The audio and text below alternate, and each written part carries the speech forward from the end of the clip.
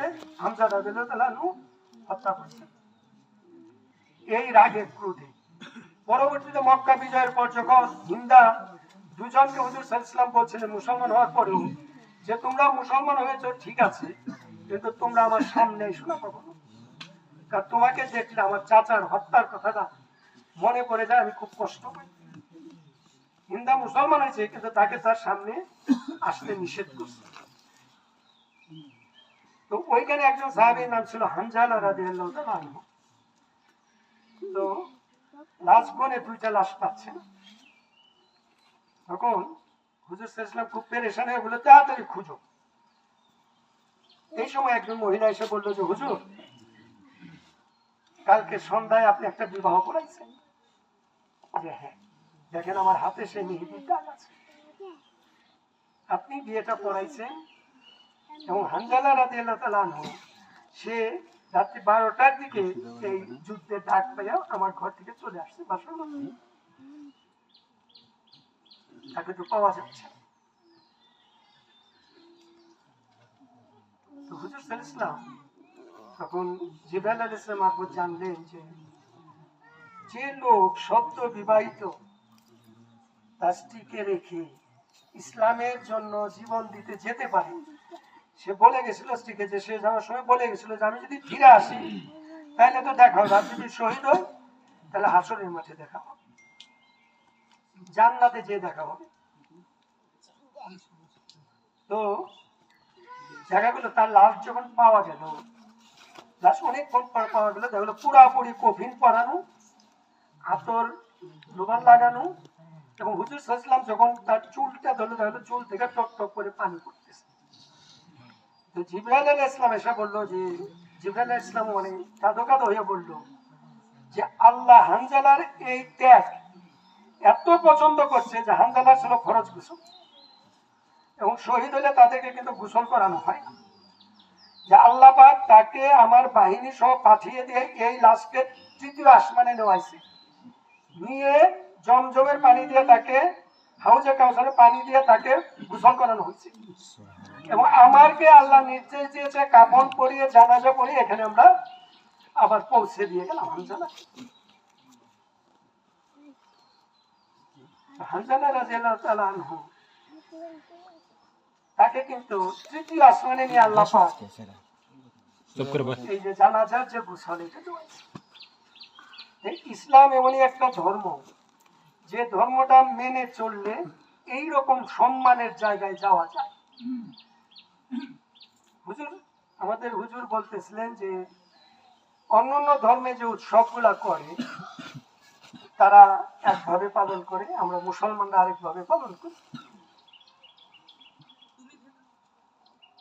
এখন আমাদের এলাকায়ও শুরু হয়ে গেছে ঈদের দিন রাত্রে ঘুমানো যায় না, কি বাজায় কি বাজায়।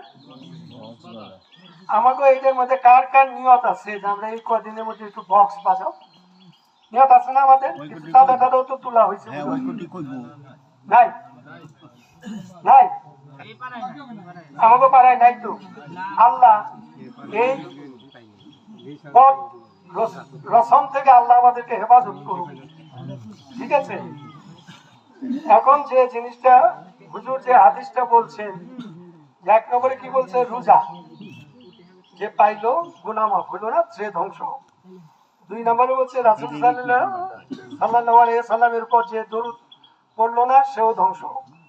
3 নম্বরে কি বলছে, পিতা মাতাকে যে জীবিত পাইলো কিন্তু তাদের খেদমতের মাধ্যমে সন্তুষ্টি অর্জন করে ব্যস্ত ক্রয় করে রাখতে পারলো না, কেনা সম্পত্তি যেভাবে ভোগ দখল করা যায়, বাবা মাকে সেবা করলে ব্যস্তটা কেনা হয়ে যায়।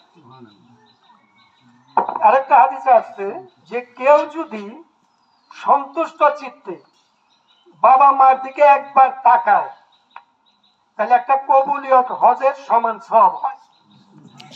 হজ কিন্তু এই যে লক্ষ লক্ষ লোক যাচ্ছে, তাতে কয়জনের হজ কবুল হবে এটা কিন্তু সন্দেহ আছে, আল্লাহ ভালো জানে।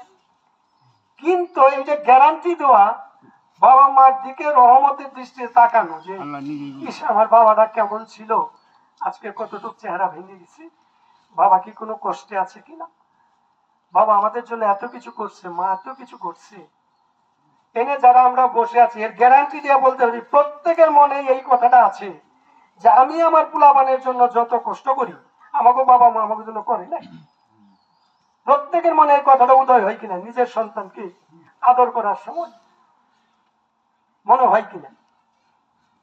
অনেস্টলি নিজেকে প্রশ্ন করি যে আমি আমার পোলাপানকে যত আদর করি আমাকে বাবা মা এইভাবে করে না। কিন্তু আমি গ্যারান্টি দিয়ে বলতে পারি যে আমার সামর্থ্যের মধ্যে আমি যতটুকু করি আমার বাবা মামাও তাদের সামর্থ্যের সর্বোচ্চটুকু দিয়ে আমাকে সেবা যত্ন করছে, তাদের সামর্থ্যের সর্বোচ্চ। আজকে আল্লাহ আমাকে সামর্থ্য দিচ্ছে আমি আমার মেয়েরে 500 টাকা দিতে পারি, আমার বাবার সামর্থ্যই ছিল তখন আমার 1 টাকা দেওয়া, সে আমাকে ওই 1 টাকাই দিচ্ছে। ওই 1 টাকা কিন্তু অনুপাতে আমার ওই 500 টাকার চেয়ে কোনো অংশে কম না, সংখ্যায় কম মনে হচ্ছে, কিন্তু তার মধ্যে ভালোবাসা, স্নেহ, প্রেম এই অনুপাতে কিন্তু একটু কম না। আমরা কি সেই বাবা মার দিকে, তখন সাহাবীরা আবার প্রশ্ন করছে হুজুর দিনে যদি আমি 100 বার তাকাই, তাই না, আমি তো বারবার তাকাইতে পারি, তুমি যতবার তাকাইবা অতগুলা কবুলিয়ত হজ হবে, তাহলে কয়বার? তাহলে এখন আমরা হজে যাওয়ার জন্য সবাই ধান্দা করি, চিন্তা করি, হজ করার জায়গা তো বাইরে রয়ে গেছে, তাকাইলেই হজ হয়। তাকানোর মধ্যে শর্ত হলে সেখানে মহব্বত থাকবে, ভালোবাসা থাকবে, শ্রদ্ধা থাকবে, দরদ থাকবে, মায়ের বাবার প্রতি সেবার মনোভাব থাকবে। আজকে এই নিয়ে বাবা মা নাই এরকম কতজন আছে? আমরা অনেকেই আছি যে বাবা মা দুনিয়াতে নাই। শুধু বাবা নাই কতজন আছে? শুধু বাবা নাই মা আছে। আচ্ছা, শুধু মা নাই বাবা আছে এরকম কতজন আছে? তাহলে বাবা আছে মা আছে এইরকম কতজন আছে? বাবা মা আছে তোর তো বাবা নাই, বাবা মা নাই, তুমি তো না আছে। তাহলে যার যার এই সুযোগ আছে, আমার যদি ক্ষমতা থাকে এই নামাজ পড়া বাদ দিয়ে আমি আধা ঘন্টা সময় দিতে চাও যে মায়ের পা ধরে বাবার পা ধরে মাছ চেয়ে তাদের সন্তুষ্টি নিয়ে তুমি এই মাঠে আসো, তুমি হজের চেয়েও বেশি সওয়াব কামাই করতে পারবা। খালি যে আজকের দিনে অন্তত যে বাবা আমি জীবনে তোমার কাছে অনেক অপরাধ করছি, তুমি খাস দিলে আমাকে মাফ করে দাও, মা আমি তোমার কাছে অনেক অনেক অপরাধ করছি, তুমি আমাকে মাফ করে দাও। আমার যদি সময়ের এরকম নিয়ন্ত্রণ থাকতো সবার উপর আমি তাই করতাম যে জামাত 1 ঘন্টা পরে তো আমি এই আধা ঘন্টার মধ্যে যদি হজের সমান সব কামাই করতে পারি আমার ব্যবসায় লাভ কোনটা? সুতরাং এই গ্রামে আমি শুকর আলহামদুলিল্লাহ সবাই, এটা আমাদের মামুনও বলছে যে আল্লাহর শুকরিয়া আদায় করি যে গ্রামের অনেক অনেক পরিবর্তন হয়েছে, অনেক পরিবর্তন হয়েছে এবং সবটুকু এটা তোমাদেরই অবদান। আজকে জুমার ফজরের নামাজে মসজিদে 2 কাতার পুরা হয়েছে, সবাই বলি আলহামদুলিল্লাহ। কারণ যে গ্রামে জুমার নামাজ পড়তে পারি নাই 3 জন মুক্তাদির জন্য, আমাদের ইমামই ছিল খালি শুক্রবারে জুমার নামাজ পড়াইতো, তাই না? আর বছরে ঈদের দিন তাও কি যে কাজে লাগতো, আমারে কেন বছরে 1.5 টাকা ধরছো, বছরে বেতন 1.5 টাকা কেন ধরছো, তাই না? আর আজকে সেখানে বছরে অনেকেই আছেন 1000 টাকা দিতেছে, 2000 টাকা দিতেছে, 5000 টাকা দিতেছে। এই যে দিতেছে কেমনে দিচ্ছে? নিশ্চয়ই আল্লাহ তার মধ্যে বরকত দিছে। ওই 1.5 টাকা এখন 150 টাকায় হয়ে গেছে, 1500 টাকায় হয়েছে, তাই না? দিতে পারছে কি জন্য? ওর মধ্যে আল্লাহ বরকত দিছে, তাই তো? এই জন্য এই যে আল্লাহ হাত দুইটা দিছে না, কার হাত আল্লাহ কবুল করবে আমরা জানি না। এই জন্য হুজুররা দোয়া করার সময় বলে একটা কথা যে আল্লাহ তুমি আমাদের মধ্যে যার হাত পছন্দ করো তার হাতে রুচিলা করে আমাদের দোয়াকে কবুল করো, বলে না হুজুররা? এর কারণ হলো যে সবার হাত আল্লাহর কাছে তো পছন্দের না।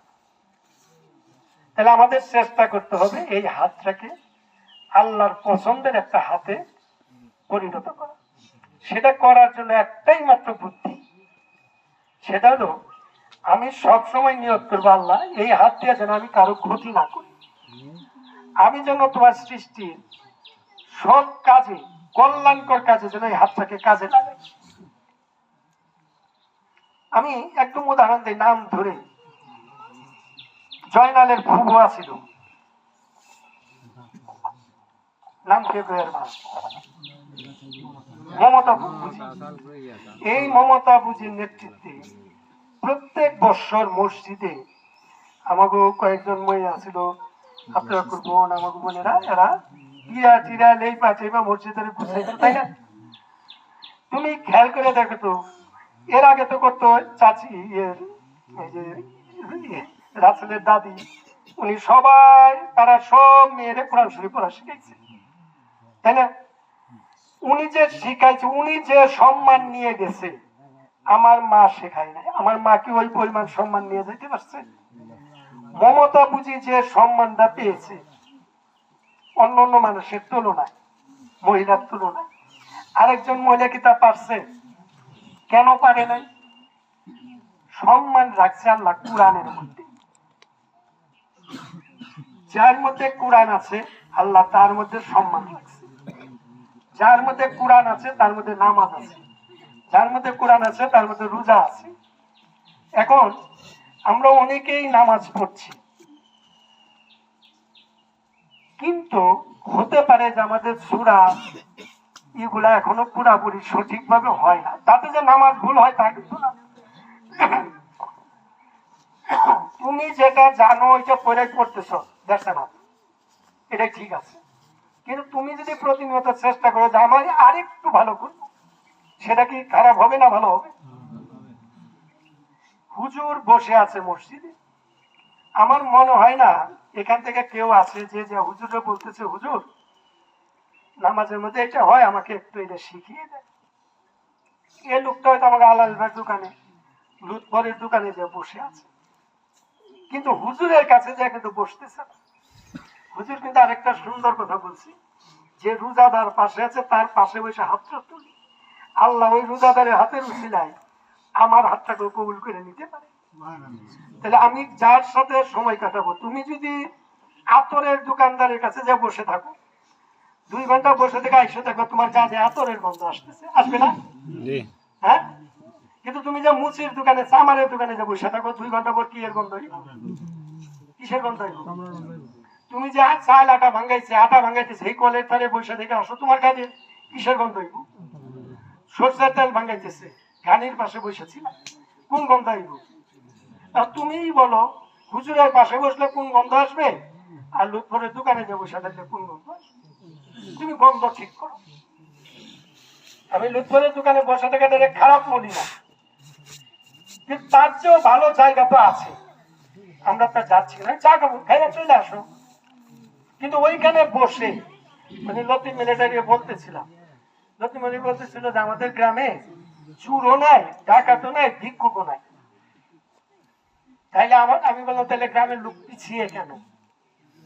এই গ্রামের লোক একটা পাপ সবচেয়ে বেশি করে, আল্লাহ মাফ করুক, গীবত করে। সবাই বোধহয় আমার সাথে একমত হবে, সেটা গীবতের পাপ। যে নেই 2-3 জন একত্র বসুক, বৈশে কি আলোচনাটা হচ্ছে, শুধু অন্যের গীবত ছাড়া কিছু হচ্ছে কিনা? সবাই একটু নিজেরা খেয়াল করি। আমি যে ওইখানে বৈশাখ কথা বললাম, এখন ধরা গেল আমি এখানে বইছি আত্মরক্ষার পাশে, আমি জানুর বদনাম করা শুরু করলাম, কারণ আমার কথায় সাই দিবার লাগে হইলো আত্মরক্ষা, হয়তো বদনামের নিয়ত কয় নাই, না ওরা আসলে এরকম। তার মানে কি উনি একটু করে হালে, উনি কিন্তু করার নিয়ত ছিল না, শুধু আমারও উৎসাহ দিবার লেগে দেখা গেল উনিও একটা গীবত করে ফেলে। তাই হচ্ছে কিনা আমাদের? তাহলে আমরা যেখানেই বসতেছি, বসে কি কোনো ধর্মীয় আলোচনা করতেছি? করছি। কি আলোচনা করতেছি? সবাই নিজেরা প্রশ্ন করি, কি করতেছি? যে সময়টা যাচ্ছে এই সময় কিন্তু আর ফিরে আসবে না। আজি যে সময় গত হইল তোমার, আসিবে না পুনঃ তাহা, আসিবে না আর। তাই বলি বৃথাকাল করিও না ক্ষয়, আপনার কাজ করো থাকিতে সময়। খুব ছোটবেলায় পড়ছিলাম একটা সারামা কবিতা। যেই সময় কিন্তু ফিরে আসবে না। ইচ্ছে করলে আমি মান্নানের চুল আর কালো কলম দিয়ে কালো বানানো যাবে, কিন্তু গুড়াই থেকে যা উঠবো ওটা কিন্তু সাদা, এটার কালো হবে। তাহলে আমরা ফিরে যেতে পারবো না। এটা হলো এটাকে যে রাস্তায় আছে না, যে এখন ঢাকার ইচ্ছা রুট হয়েছে না, যেই পাশ দিয়ে ঢাকার দিকে যাইবো এই দিকে আসতে পারবো না, সেটা আসতে হইব কোন দিক দিয়ে? ওই পাশ দিয়ে। এটাকে বলা হয় ওয়ান ওয়ে, একদিক একমুখী। আমরা কিন্তু ওয়ান ওয়ে, মানব জীবনটা হলো ওয়ান ওয়ে। মায়ের কুল থেকে কবর পর্যন্ত এক রাস্তায় সে যাচ্ছে, কোনোদিন সে মায়ের কুলের দিকে ফিরে যেতে পারবে না, কোনোদিনই পারবে না। একটা করে দিন যাচ্ছে মানে আমি এক পা করে কবরের দিকে এগিয়ে যাচ্ছি। কখন যে মালাকুল মাউত এসে সামনে দাঁড়িয়ে বলবো স্টপ, বাঁশি দিয়া বললো খেলা শেষ। সবচেয়ে যেটা করি, আমরা যখন কোনো আর্জেন্টিনা ব্রাজিলের খেলা দেখি, খেলাটা যদি 90 মিনিট ড্র থাকে, তারপরে 30 মিনিট বাড়িয়ে দেয়, তাতে কি খারাপ লাগে না ভালো লাগে? এরপরে যদি পেনাল্টি শুট আউটে যায়, তাতেও কি খারাপ লাগে না ভালো লাগে? কিন্তু হুজুর যদি খালি একটু মোনাজাতটা লম্বা করে, তাইলে কি ভালো লাগে না খারাপ লাগে?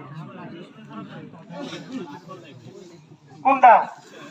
ওইটা কিন্তু 90 মিনিটের খেলা, হাফ টাইম ক্যাপ্টেন নিয়ে 120 মিনিট গেছে এক্সট্রা টাইম নিয়ে, তারপরে 30 মিনিট বাড়াইছে 150 মিনিট, এরপরে পেনাল্টি শুট আউট নিয়ে আরো 20 মিনিট গেছে 170 মিনিট। কয় ঘন্টা? 3.5 ঘন্টা। তাতে কিন্তু আমি আরো উৎসাহিত হয়েছি। আর হুজুর খালি মোনাজাতটা 2 মিনিটের জায়গায় 3 মিনিট করুক, মনে হইব যে পাশার নিচে কি দিয়ে জানি খুঁচাইতেছে, এই না বইয়া থাকতে ইচ্ছা করতেছে না, ঠিক না? এই খুঁচানি হইতেছে মনের ভিতরে, মনটা বিশুদ্ধ হয় না। এই জন্য এই জায়গায় বসানো যাচ্ছে, মনটা বিশুদ্ধ, মনের ভিতরে কিছু ময়লা আবর্জনা ঢুকছে। হ্যাঁ খালি খুঁচাইতেছে যে তুই উঠ, দূর খুঁজে ভালো দেয় বেহুদাই করে, এত লম্বা করে ঠেকা দেয়, দূর কি গরম লাগতেছে। অথচ এই লোকই কিন্তু এই থেকে উঠে যায়, ওই যায় বই না পরিবেশ যায়, কিন্তু এই জায়গায় থাকতে ইচ্ছা করবে, কারণ ওই মনের রোগ, এটা রোগটা হলো মন। এই জন্যই বিজ্ঞ লোকেরা বলে যে যদি পীর ধরা বা বড় একজন আলেমের কাছে বসলে মূলত এরা হলে মনের চিকিৎসা করে। এরা ডাক্তার কিসের? মনের। মনের চিকিৎসক হলো আলেমরা।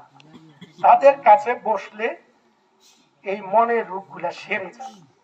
যত তাদের সান্নিধ্যে যাওয়া যাবে, আলেমদেরকে বলা হয়েছে নায়েবে রাসূল।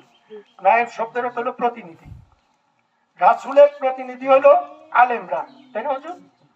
তাহলে তাদের কাছে যে বসলে, যেটা হেরা গুহায় ঘটেছিল, এই যে আমরা ঈদের নামাজের পরে কোলাগুলি করুম না, কোলাগুলি আসলো কোত্থেকে? আল্লাহ রাসূলের কাছে যখন জিবরাইল আলাইহিস সালাম প্রথম ওহী নিয়ে আসলো হেরা গুহায়, এসে বলল প্রথম শব্দ কি? ইকরা। ইকরা, পড়ো তোমার প্রভুর নামে, যিনি তোমাকে সৃষ্টি করেছেন এক ফোঁটা জমা রক্তবিন্দু হতে। পড়ো তোমার প্রভুর নামে, যিনি তোমাকে শিক্ষা দিয়েছেন, কলমের মাধ্যমে শিক্ষা দিয়েছেন যা তুমি জানতে। সূরা আলাকের প্রথম 5 আয়াতের অর্থ এটা, যে বড় আল্লাহ রাসূল তো লেখাপড়া জানতেন না, এই জন্য ওনাকে বলা হয় উম্মি, নিরক্ষর কিন্তু অজ্ঞানী না। পৃথিবীর তাবৎ এখানে সায়েন্টিস্টরা করে বানাইছে যে পৃথিবীতে দা হান্ড্রেডস একটা বই আছে, কেউ পড়লে আমার কাছে আছে, নিয়ে পড়তে পারো। যে পর্যন্ত পৃথিবীর সেরা এরা মিলে 100 জন মানুষের লিস্ট করছিল, যে পৃথিবী সৃষ্টির পর কোন 100 জন মানুষ পৃথিবীকে সবচেয়ে প্রভাবিত করছে, আগে দিছে। 1 নম্বরে আছে হযরত মুহাম্মদ সাল্লাল্লাহু আলাইহি ওয়াসাল্লাম। হ্যাঁ, হার্টলি এটা টিম লিডার ছিল, যে 1 নম্বরে হযরত মুহাম্মদ সাল্লাল্লাহু আলাইহি ওয়াসাল্লাম। অর্থাৎ এই লোকটা কিন্তু লিখতে জানতেন, কিন্তু পৃথিবীর তাবৎ জ্ঞানীদের মধ্যে উনি জ্ঞানী। তখন উনি বললেন যে আমি তো পড়তে পারি না। তখন জিবরাইল আলাইহিস সালাম ওনাকে বুকের সাথে চেপে ধরছিলেন, তারপরে বললেন পড়ো, আমি তাও পারি না। 3 বারের পর তখন দেখা গেল যে উনি পড়তে পারতেছেন। এই যে কুলাকুলি করে সান্নিধ্যে যেয়ে এটাকে শক্তির ট্রান্সফার হলো, তার অন্তরের মধ্যে যতটুক জড়তা ছিল এটা কেটে গেল। এখন আমরা কুলাকুলি করি, তা থেকে আসলে মহব্বতের উদ্দেশ্যে করি। সত্যি সবাইকে বলি, এইখানে আছি অনেকের উপরে মনের রাগ খুব আছে কিনা, আছে না? এই নেই বসে আছি, অনেকের উপরে রাগ খুব আছে না? এই মুহূর্তে কি আমি নিয়ত করতে পারি আল্লাহ ওর উপর থেকে আমি সব অভিযোগ, আমার যা কষ্ট, আমার যা ছিল ওর উপর থেকে আমি তুলে নিলাম, আল্লাহ আমি মাফ করে দিলাম। এটা কি পারবো? তাহলে বোঝা যাবে যে আমার অন্তরটা বিশুদ্ধতার দিকে যাচ্ছে। নইলে আমি ওই যে ওর জানি আমি মনের ভিতরে পুষে আছি, কারণ দুই সাধু আমি সময় বেশি নিয়ে ফেলতেছি। একজন বুড়া সাধু বয়স্ক, একজন ইয়াং সাধু, দুইজন যাচ্ছে। যাওয়ার সময় খাল পারে দেখে জোয়ার হয়েছে, পানি হাঁটুর উপরে, এনে এক যুবতী মেয়ে বসা। তো বলছে মা তুমি বসা, যে বাবা যে জোয়ারের পানি যা আছে আমি পর্দা মেনটেন করে উপারে যে আবার বুড়া সাধু করলে কি তারে কুলে করে উপারে নিয়ে নামিয়ে দিছে। ঠিক আছে মা? তো সারা পথ যাইতেছে, ওই ইয়াং সাধু আর কথা কয় না, কথা কয় না, কয় কি ভাই ভাইয়া তুমি কথা বলছো না কেন? তুমি কামটা করলা কি? কয় কি করছি? যে আমরা যখন সন্ন্যাস গ্রহণ করছি তখন থেকে বলছি নারী দেহ স্পর্শ করা হারাম। তুমি যে মহিলাদের কুলে করে এই পারে নামিয়ে দিলা, তুমি তো সাধুত্বই নষ্ট হয়ে গেল। সাধু কয় আয় আল্লাহ, আমি তো মহিলার এই খালের বাড়ি নামিয়ে রেখেছি, তুমি তো তারে হন বহন করে যাইতেছ। আমি যে মহিলারে খালের বাড়ি নামিয়ে দিয়েছি আমার মাথা এটা নাই, আর তুমি মাথার মধ্যে এইটাই ঘুরপাক খাচ্ছ, তার মানে কি তুমি তারে হন বহন করে যাইতেছ। আমরা অন্তরে কি বহন করতেছি? অন্যের প্রতি রাগ, অন্যের প্রতি হিংসা, অন্যের প্রতি ক্রোধ। নামাজে দাঁড়িয়ে সূরা ফাতিহা 7টা আয়াত, প্রথম 3 আয়াত হলো আল্লাহর গুণগান, চতুর্থ আয়াত হলো অর্ধেক পর্যন্ত আল্লাহর সারেন্ডার, অর্ধেক পর্যন্ত আল্লাহর কাছে চাওয়া। ইয়াকা নাবুদু, অর্থাৎ আমরা শুধু তোমারই ইবাদত করি, ওয়া ইয়াকা নাস্তাইন, অর্থাৎ তোমার সাহায্য চাই। এরপরে তাই আল্লাহ কি কি চাই? ইহদিনাস সিরাতাল মুস্তাকিম, হে আল্লাহ তুমি আমাদেরকে সহজ সরল পথ দেখাও, যে পথ, কোন পথ, যে পথে চললে তুমি রাজি খুশি হও সেই পথে না, যে পথে চললে তুমি রাগ বা গুসা হও।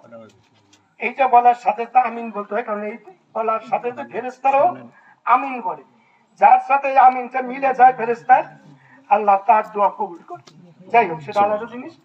তাহলে বলতেছি কি ইহদিনাস সিরাতাল মুস্তাকিম, আল্লাহ সহজ সরল পথ দেখাও।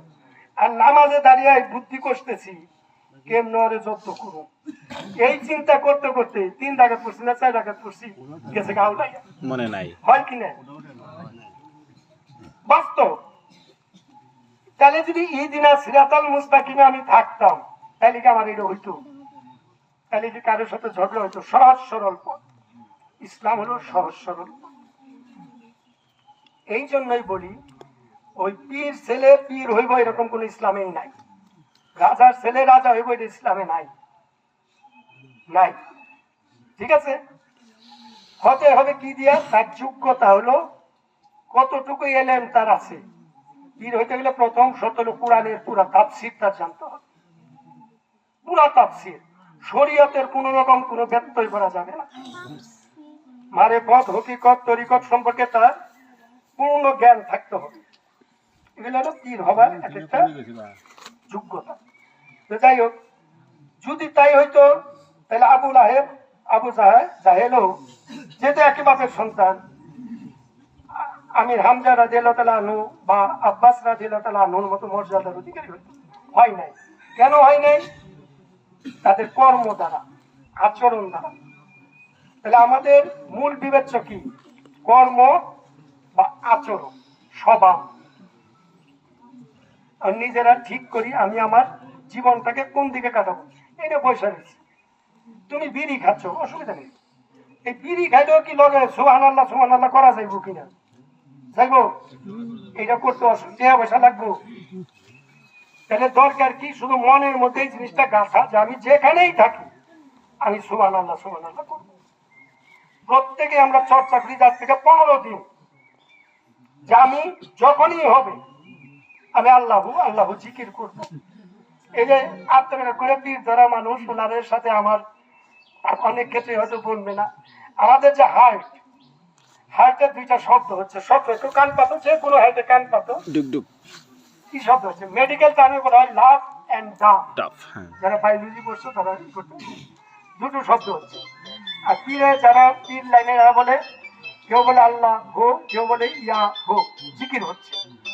তুমি তোমার শ্বাসের সাথে মিলিয়ে নিতে পারো। জানি আল্লাহ হো, আমি করবো, জিকির করবো সবসময়। শ্বাস নিচ্ছি আল্লাহ হো, ছেড়ে দিলাম আল্লাহ হো, আল্লাহ হো, এটা আমি শ্বাসের সাথেই করতে পারি। এই জন্য এরকম করে দরকার নাই, জিগে পারানো সেটা জাগানোর দরকার নাই যে আমি যে জিকিরে আছি, তাই না? চৌকি মিলে তো মানুষের দেখিবার লেগে, তাদের জন্য ওয়াইল নামক দুজক, যারা লোক দেখানো নামাজ পড়ে। তো কোরআনে না, এই নামাজ পড়া ইবাদত করা অনেক আছে লোক দেখানো। এই যে যারা এরকম পুই পারে, এটা লোক দেখানো, এটা কোন দরকার নেই। এটা জন্য এটা নীরবেই করা যায়। এবং সবচেয়ে বড় যে কথাটা, এটা বলে শেষ দেই, লা ইলাহা ইল্লাল্লাহ। প্রত্যেকেই মুখ বন্ধ করে, প্রত্যেকে একটু মুখ বন্ধ করি, যত বলা যায় কিনা, বলা যায় আল্লাহু, তবে তো মুখ বন্ধ করে বলা যায় কিনা। এই লা ইলাহা ইল্লাল্লাহ এই উচ্চারণটা হয় গলার এখানে।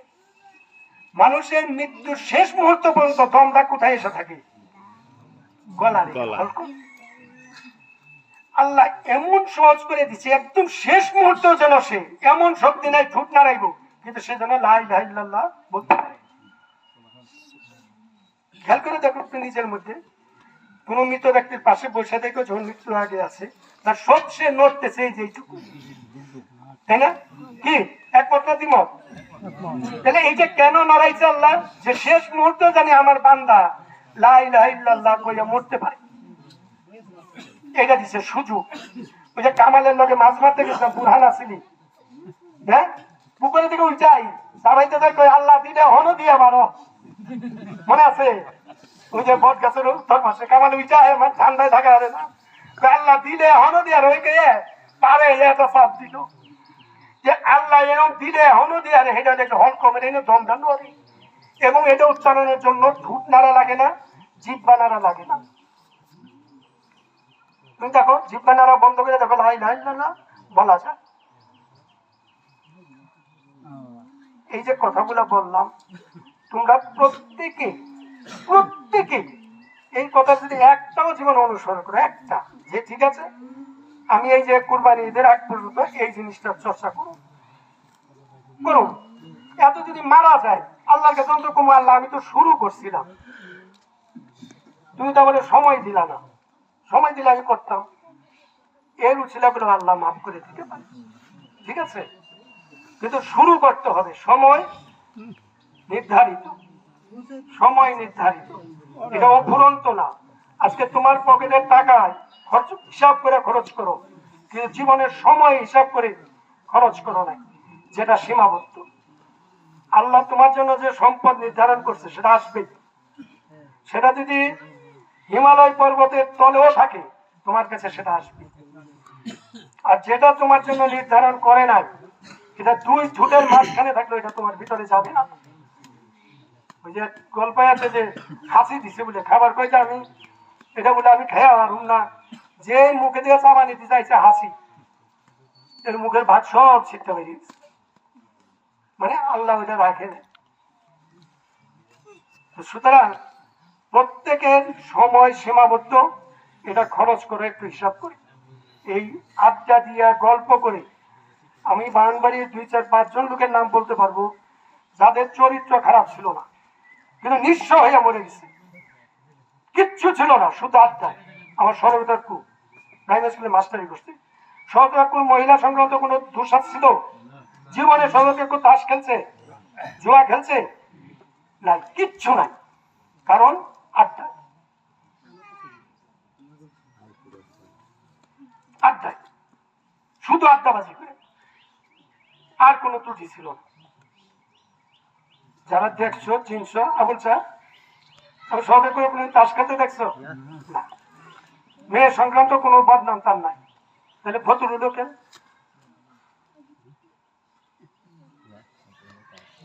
জীবনের সাথে কোথাস খেলে। যাই হোক, এগুলা দেখলে আবার মানুষদের ভুল না বুঝে আল্লাহ তাদেরকে বেশ নসিব করুক। এই আড্ডায় যে ধ্বংস হয় তার একটা নমুনা দিলাম খালি। এইটা যদি বাদ দিয়ে পারি আমরা ভালো, আর ওই যে আমি জনপ্রিয় হইতে পারবো, কিন্তু আল্লাহর কাছে মাপ পাবো কিনা আমি জানি না। জনপ্রিয় হবে আড্ডা মসজিদের সময়, আড্ডা দিয়ে খুব জনপ্রিয় হওয়া যায়, কিন্তু এনকার সবটি মানুষ আমারে ভালো কইলো, আল্লাহ আমারে ভালো কইলে, এই ভালো দিয়ে আমার কোনো কামে লাগবো লাগবো? তাহলে আমি তোমাদের কাছে ভালো হইতে চাই। যার কাছে ভালো হইতে পারলে আমার সব মাপ পাবো, মুক্তি পাবো, আমি তার কাছে ভালো হওয়ার চেষ্টা করি, এবং সেটা হলো গোপনে ভালো। এই যে হুজুর বলছিল রমজানের পুরস্কার কেন আল্লাহ পাক নিজ হাতে দিবে? নামাজ পড়তে কি মানুষ দেখে? নামাজ পড়তে তো মানুষ দেখে। হজে গেলে মানুষ দেখবো, যাকাত দিলে, রোজা একমাত্র গোপনে বাঁধো, শুধু ওই বান্দা জানে সে রোজা আছে কিনা, আর আল্লাহ জানে রোজা আছে কিনা, আর কেউ জানে না। তুমি যদি আড়ালে যে পানি খাও কেউ দেখে না, তুমি তো জানো তুমি রোজা নাই। রোজাটা হলো মূলত ট্রেনিং।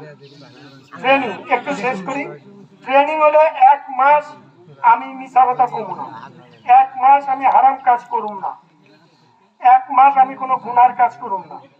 এই 1 মাস ট্রেনিং দিলে, এটা বলা হয়েছে রোজা তোমাদের উপর খরচ করা হয়েছে, যেমন খরচ করা হয়েছিল তোমাদের পূর্ববর্তীদের উপর, যাতে তোমরা তাকওয়া অর্জন করতে পারো। এটা কোরআনের আয়াত। তোমাদের উপর খরচ করা হয়েছে, আগের নবীদের উপরও খরচ ছিল, উম্মতদের উপর, যাতে তোমরা তাকওয়া শব্দের অর্থ হলো খোদা ভীতি। এখানে আমরা যারা পড়ছি সবাই ইমানদার, সবাই কালেমা পড়ছি, ঈমান আনছি। এখন বলো তো, মিছা কথা করতে আল্লাহ যে দেখতেছে এই কথাটা মনে থাকে কিনা? থাকে? তাহলে আল্লাহ ভীতি তৈরি হয় না। অন্যের একটা জিনিস নেওয়ার সময় কি মনে করে আল্লাহ দেখতেছে? তাইলে নিতে পারতাম না, খোদা ভীতি তৈরি হয় না। খোদা ভীতি তৈরি হলেই, খোদা ভীতি হলে যে আল্লাহ আমাকে দেখতেছে, এই দেখতেছেন কথাটা মনে হইলে আমরা আর কোনো পাপ কাজ করতে পারি না। শুধু এইটুকু তৈরি করা যে আল্লাহ আমাকে দেখতেছেন। আল্লাহ আছেন কোথায়? কোথায় আছে? সর্বত্র। তাহলে সর্বত্র দেখে। এই যে 2 জন রাইটার লিখে দিচ্ছে, কিরামান কাতিবিন, সম্মানিত লেখক। কাতিবিন মানে লেখক। এরা যা করতেছে সব লিখে যাচ্ছে, এদের ক্ষমতা নাই না মুসা, এটাও ওয়ানি, এরাকে লিখেই যাচ্ছে। যা করতেছে, আমি যা ভাবতেছি সেটাও লিপিবদ্ধ হচ্ছে। সুতরাং মনোজগতে, বাইরের জগতে কি ঘটে আল্লাহ জানে, এইটুকু বিশ্বাস রাখাটা হচ্ছে ঈমান। সবার কাছে অনুরোধ যে আমরা আসুন নিজেরা একটু চেঞ্জ করি, নিজেদেরকে পরিবর্তন করি, এবং সেটা একমাত্র এগুলো যে নামাজ, রোজা, এগুলো হলো প্রশিক্ষণ, নিজেকে শুদ্ধ করা। নামাজ পড়লে মানুষের মনটা, এটা প্রমাণ দেয়া পারতাম এখন, তুমি বেশি না সেজদা দিয়ে কিছুক্ষণ এমনি থাকো, তো এমনি থাকো, দেখবা মাথাটা ঠান্ডা হয়ে গেছে। মাথা ঠান্ডা হওয়া মানে কি? তোমার কাজকর্ম যা কিছুর মধ্যে বিজ্ঞতার ছাপ পড়বে। যেই মাথা গরম হয়ে খেলবা, তোমার এলোমেলো হয়ে যাবে। ঠিক? সুতরাং এই সেজদা দিলে মানুষের মস্তিষ্ক ঠিক থাকে। যদি আরেকদিনই করবো, অনেক সময় নিয়েছি, তো সবাইকে ঈদের শুভেচ্ছা। আমরা একটু ভালো লাগছে, মসজিদের লোক সংখ্যা বাড়ছে, আর একটু বাড়া দরকার। অনেকটি লোক আসে না এখনো, তাদের দেখতে পাচ্ছি। তারা একটু খালি মসজিদে আসলেই মসজিদও সুন্দর হবে, তাদের জীবনও সুন্দর হবে, এলাকার পরিবেশও সুন্দর হবে। সবাইকে ঈদের শুভেচ্ছা।